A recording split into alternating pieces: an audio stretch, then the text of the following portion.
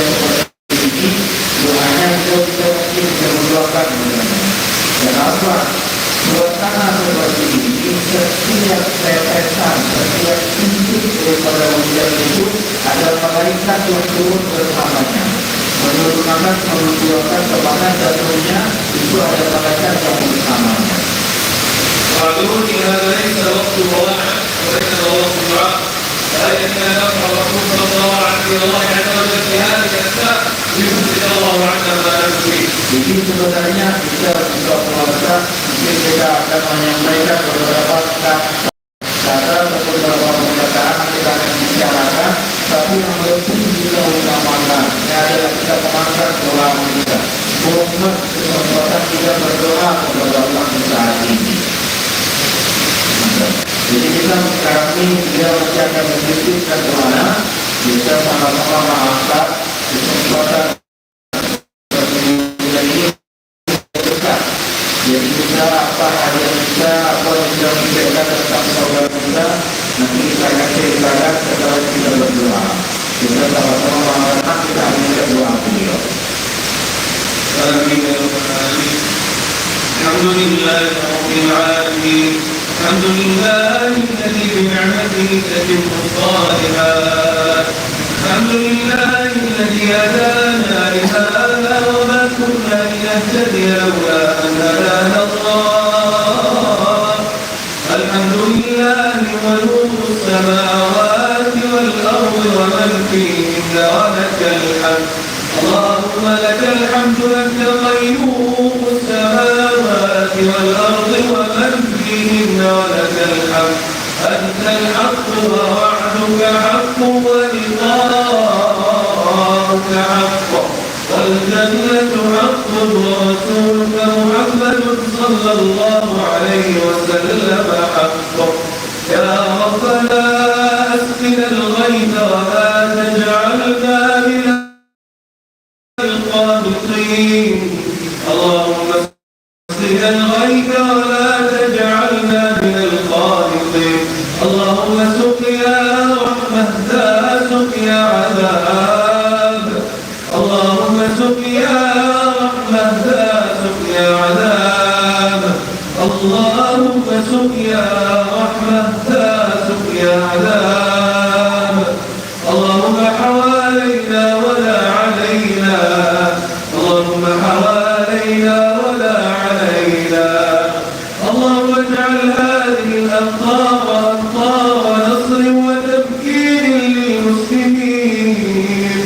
اللهم أجب دعاءنا مع هذه الأمطار. اللهم ارحمنا فإنك بنا رحيم ولا تعذبنا فإنك علينا قدير. وارزق بنا فيما جرت به المقادير. وعاملنا بما أنت أهله ولا تعاملنا بما نحن أهله. أهل الثناء والمجد أحق ما قال العبد وكلنا لله عبد.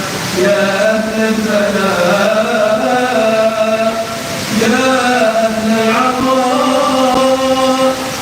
العطاء عطاء والجمال جمال والسعادة جنة والشقاء نار.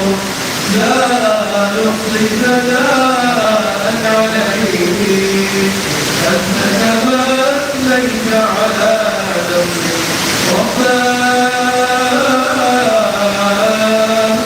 ارحمنا فوق الأرض وتحت الأرض ويوم العرض عليك. اللهم ارحمنا إذا ما صرنا إليك. اللهم ارحمنا إذا وقفنا بين يديك. يا ربنا نسألك في هذه اللحظات أن تغفر لنا ذنوبنا وإسرافنا في أمرنا وثبت أقدامنا وانصرنا على القوم الكافرين. الإسلام والمسلمين وأذل الشرك والمشركين ودمر أعداءك أعداء الدين اليهود الغاصبين فإنهم قطعوا في البلاد فأكثروا فيها الفساد ربنا عليهم سوط عذاب إنك لهم لبالمرصاد اللهم نصرك لإخواننا المجاهدين في كل مكان اللهم انصر إخواننا المجاهدين في فلسطين وفي كل مكان وفي مسجد خاصة اللهم انصرهم يا رب العالمين وانصرهم على اليهود الملاعين وانصرهم على من عاداهم لا يضرهم من خذلهم لا يضرهم من خذلهم لا يضرهم من خذلهم يا ربنا أغلق أهل غزة بدعائنا لا لذنوبنا أغلق إخواننا بدعائنا وأعمالنا الصالحة ولا تطعهم بدعائنا ولا تبصرنا يا رب العالمين اللهم إنا لك في كل ليلة عيقان من النار يا ربنا اجعلنا ساعة العتق من النار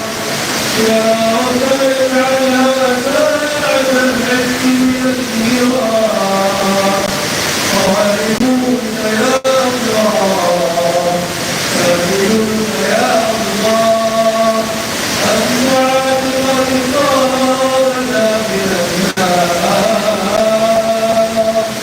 أجمع الغفارنا من النار ورضاك والدينا من النار ورضاك المسلمين والمسلمات من النار لا يقوى على نار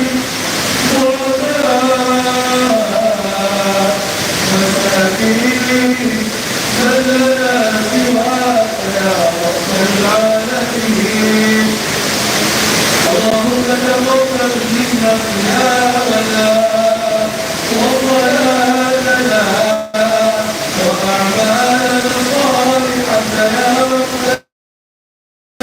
العالمين اللهم اكرمنا بإحياء ليلة القدر إيمانا واحتسابا واغفر لنا ما تقدم من ذنبنا وما تأخر اللهم في هذه الساعة المباركة يا من يعلم مكاننا ويسمع دعاءنا ويعلم ميتها ويعلم ما في صدورنا سألناك سألنا أن تعفو عنا في هذه الساعة اللهم إنك عفو كريم تحب العفو فاعف عنا اللهم إنك عفو كريم تحب العفو فاعف عنا اللهم إنك عفو